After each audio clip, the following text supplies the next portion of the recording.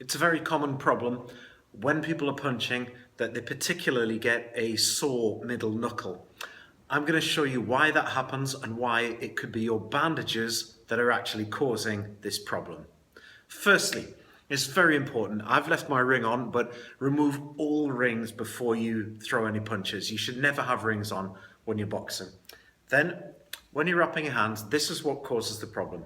So, once I go over to this part here, can you see I'm about to cover my knuckles here?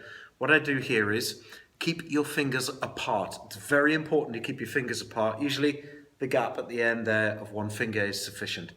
And the reason for that is if you bandage your fingers together like this, watch my middle knuckle as I start to make a fist.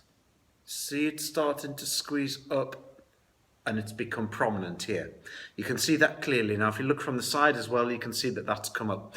So why is this happening? Well, it's really, really straightforward. If you look on this hand here, when I make a fist there, watch here, and you can do this with your own hand too.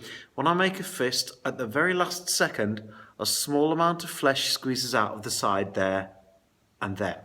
Now, what happens is when my fingers are together here, like this, what happens is I make a fist, and as that squeezes out, it's actually crushing my hand like this. Now, this is more of a thing that females will do than males, strangely enough.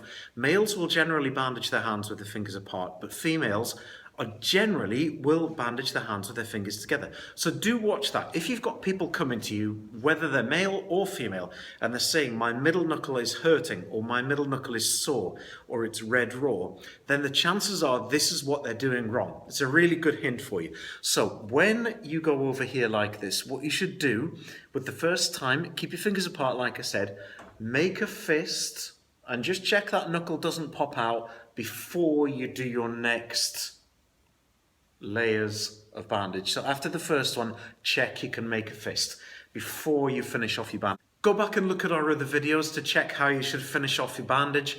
They're on our YouTube site. This is a very, very basic thing that we teach as part of every Boxercise instructor training course, how to wrap your hands correctly, and that fault particularly is one of the faults. But go back and have a look at our videos and just bone up on that and make sure you know exactly what you're doing, and that's going to prevent you and your participants getting injured. Good luck, guys. Thank you very much for watching.